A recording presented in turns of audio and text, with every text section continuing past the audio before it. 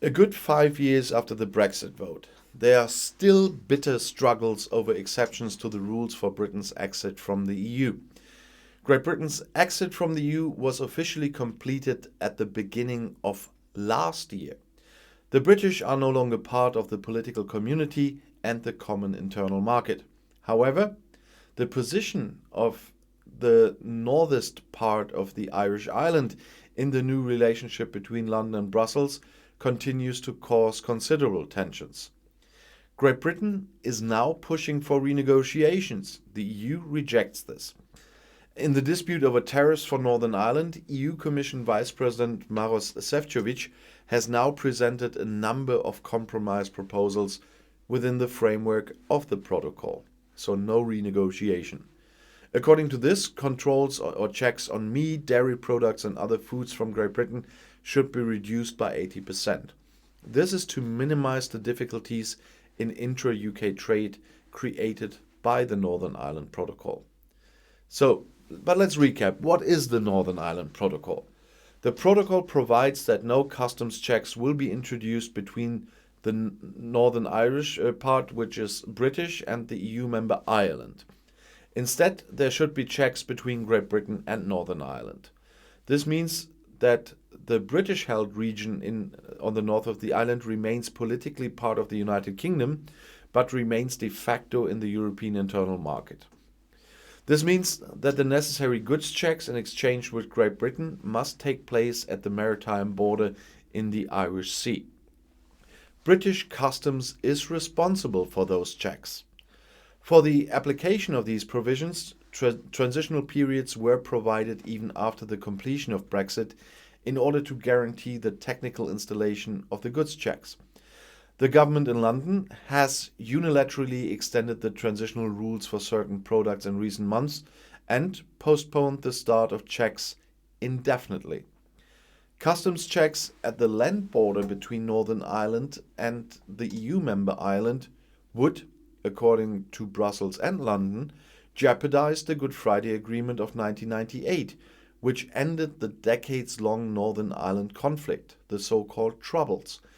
The regulation is intended to prevent a hard border between Northern Ireland and Ireland and, of course, a new outbreak of the violent conflict over the reunification of the island. But what else are the EU and Great Britain arguing about anyway? What bothers the UK side of the Northern Ireland Agreement is that border checks are now necessary between Northern Ireland and the rest of the UK, but only for goods, by the way. People always complain they are affected. No, they are not. It's only for the goods. British Prime Minister Boris Johnson has therefore insisted on renegotiating since July 2021. The current regulations for the movement of goods with Northern Ireland are unsustainable in his eyes. According to the government in London, Brussels must seriously examine the British proposals, which, I'm sorry to say that, are a joke. In the dispute with the EU, the British government obviously wants to distract attention from domestic political problems, said the Green politician Anna Cavazzini, member of the European Parliament and chairwoman of the Committee on the Internal Market and Consumer Protection. She said that in October to German media. And she's so right about this. The British government is currently under pressure. There are studies on mismanagement and the COVID crisis.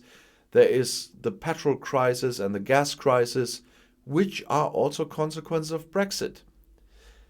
And Anna Cavazzini emphasized that the motivation of the Northern Ireland Protocol was a very important one, namely to maintain peace on the Irish island.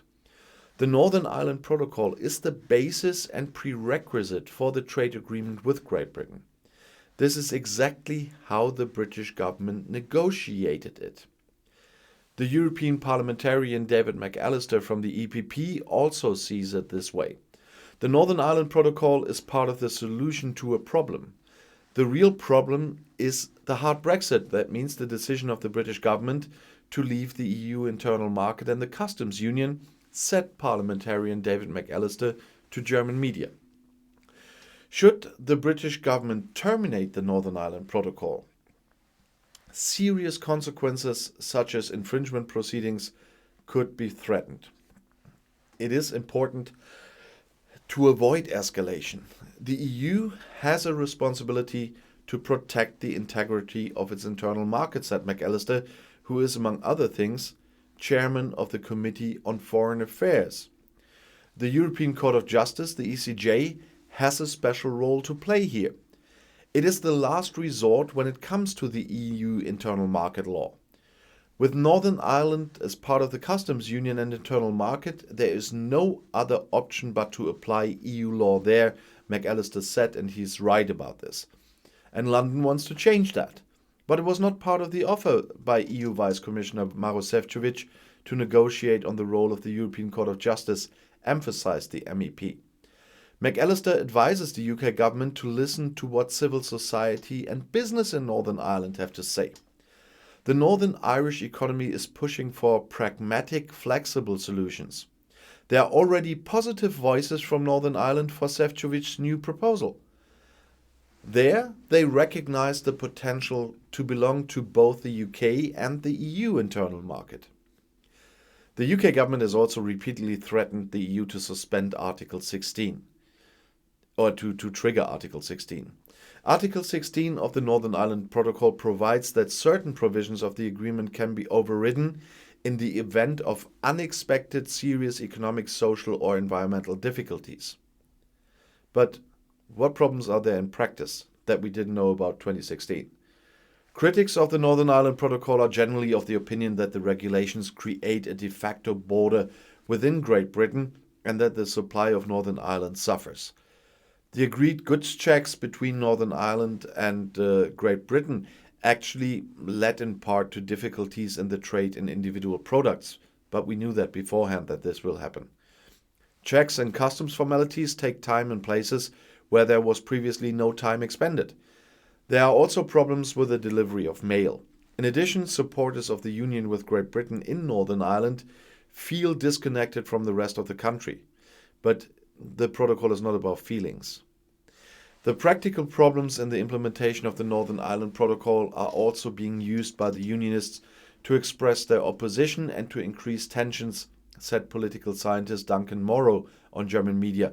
And those problems, by the way, are caused by the British government by not implementing it. Well, MEP Anna Cavazzini defended the Northern Ireland Protocol against criticism one more time in October. I talked about her before. Initially, there were practical difficulties, Cavazzini admitted on media. But now the protocol works for Northern Ireland. She says, if we compare Northern Ireland with the situation in Great Britain, where there are problems with food and petrol deliveries, then we do not see these problems in Northern Ireland. Northern Ireland remains part of the single market, she noted. However, problems caused some practical details in trade between the Northern Ireland and the mainland. That means, in this case, the British Isles. But the EU is solution-oriented and will make specific suggestions for improvements, said Cavazzini, and Šefčovič did.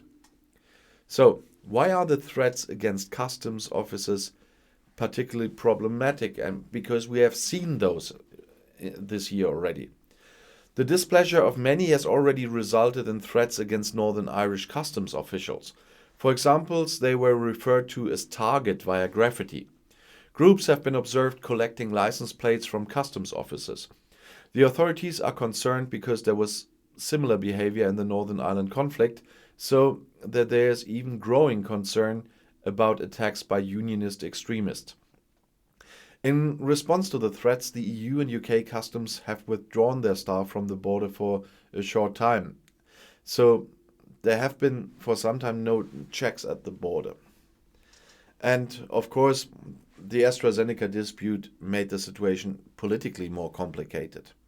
In this delicate situation, the British-Swedish company AstraZeneca brought not only vaccines, but also, let's call it, other explosives.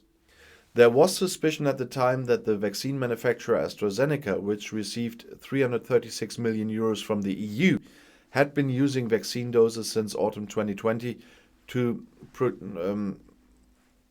export its vaccine to the UK instead of the EU. And instead of holding a supply for the EU, and the date of approval in the EU has never been fulfilled. Shortly before approval, AstraZeneca announced that the group could only deliver 31 million doses instead of the agreed 80 million doses. In response, the EU decided on a so-called transparency mechanism, which means that anyone who wants to export vaccines from the European Union to a third country must apply for a permit. This application must also indicate which vaccines were exported in the previous 3 months. And there we have two things I have to make really clear here. First of all, because the idiots are still spreading it, the EU never triggered Article 16. It doesn't matter how often you repeat this bullshit, it won't come true. And if I read this in my comments, I'll just delete it because that's a fracking lie and I don't allow open lies in my comment section. And the second thing is, people should start thinking about, if it wasn't about the really special situation of Northern Ireland and everything that's behind it, the EU wouldn't give an F about the whole thing now and making offers, because it's far too much trouble, far too much to worry about for nothing. But we are standing on the side of Ireland and the people of Northern Ireland that don't deserve to be dragged into this by the English government. And that is why the EU is trying everything within their abilities, within the framework, to make it work, even if there are more and more completely idiotic demands from London. And that is the reason why this is still going on. If it wasn't about for Northern Ireland, the whole thing and the whole discussion would be over now. And people shouldn't forget that. Boris Johnson and David Frost are holding Northern Ireland and its people hostage to get the people's minds off the situation in England and the domestic problems caused by this government. And if people really still believe all the bullshit they are spreading, you can't be helped. And for everyone with, as I once said before, more than 3 brain cells, I'll see you in my next video. Bis gleich.